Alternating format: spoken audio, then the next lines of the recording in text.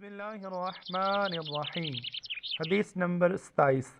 हज़रत अबू हुरैरा रदियल्लाहु ताला अन्हु रावी हैं कि रसूलुल्लाह अज़्ज़ा वजल वसल्लल्लाहु ताला अलैहि वालिहि वसल्लम ने फरमाया कि लोगों को बिछाड़ देने वाला पहलवान नहीं है, यानी लोगों को गिरा देने वाला, लोगों को हरा देने वाला ये पहलवान नहीं है।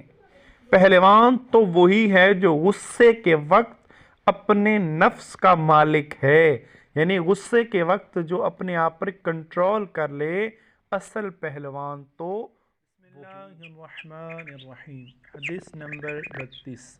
हज़रत अबू हुरैरा रदियल्लाहु ताला अन्हु से रिवायत है कि हुजूर नबी सल्लल्लाहु ताला अलैहि वसल्लम ने इरशाद फरमाया कि ईमान की शाखें 60 से कुछ ज़्यादा हैं। जिस तरह एक दरख्त की शाखें होती हैं और उनसे मिल के वो दरख्त कंप्लीट होता है, मुकम्मल होता है, इसी तरह ईमान की भी मुख्तलिफ़ शाखें हैं, हिस्से हैं जो कि 60 से ज़ायद हैं। और हया ईमान की एक बहुत बड़ी शाख है, यानी हया ईमान का बहुत बड़ा हिस्सा है। जिसके अंदर हया होगी उसका ईमान कामिल